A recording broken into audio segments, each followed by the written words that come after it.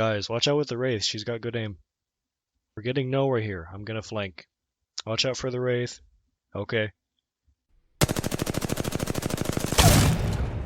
I'm down. Try and crawl back. We'll cover you. Guys, there's a guy here trying to thirst me. Help. You're fine.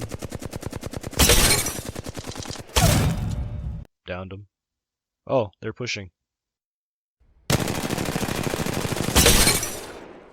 Oh!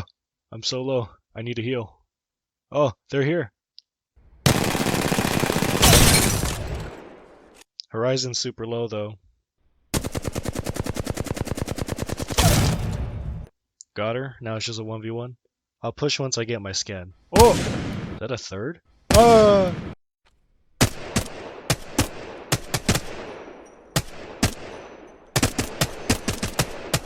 Oh, I hear more. Let's go. Let's talk about third-party legends. Now, I'm sure everyone has at least participated in a third party at least once. It's a viable strategy that works if you want to win. And it's a strategy that's used very often. So often that you will see and hear this strat executed a couple times during a match. But let's talk about being on the receiving end of a third party and all the misery it brings. First off, like in the intro, getting third partied in the middle of a hectic and exciting team fight is disappointing. Especially when the team you're fighting is evenly matched in terms of skill. They don't have a Twitch streamer that'll beam all your health away in a nanosecond for daring to peek 1 pixel out of cover. Both of your teams consist of people that are average when it comes to FPSs and play casually for fun. And the only movement tech they know is slide hopping. When you get to fight a team that's equally skilled, it's fun. You capitalize on their mistakes, they capitalize on yours. Sometimes it comes down to the wire. Both you and their teammates are down, and it's just a 1v1 to determine who gets to move on. You both get to test your mettle, your skills, your tactics, your aim, to see whose team is superior. Their guy lands a good Peacekeeper shot, you get a good wingman shot on him. He gets you good one more time, you land a headshot. You're both low.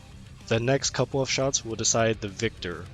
You both go for the kill shot to show that your team deserves to go on, that your team is superior. Then you hear a jump pad get placed, and 3 people use it. They land next to you and immediately finish off your squad and the enemies, ending in a disappointing and unfulfilling end to your duel.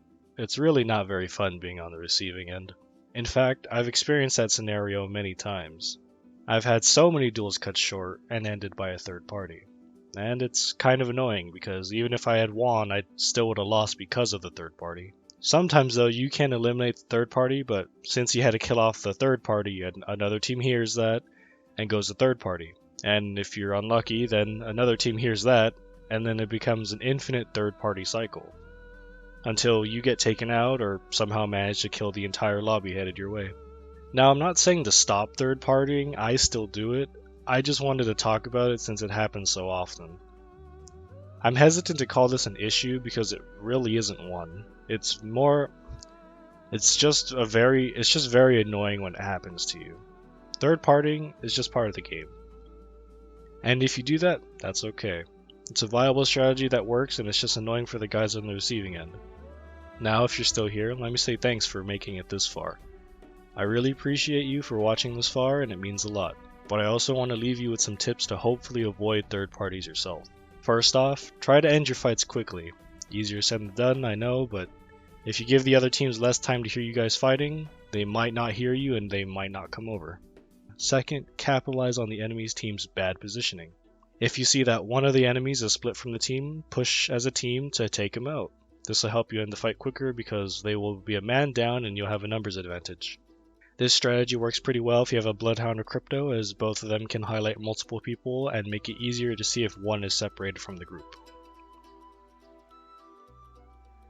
Lastly, communicate with your squad. If you're in a team fight and crack one of the bad guys, call it out. When I'm playing, I happen to tune out all sounds except for enemy footsteps and whatever my friends are saying in Discord. Calling it out lets the team know who's low and who to shoot if you push.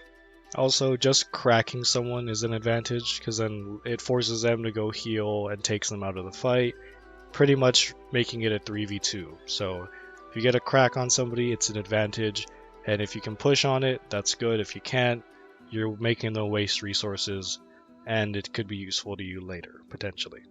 But that's all I have for you, and as always, have a wonderful morning, noon, or night. Goodbye.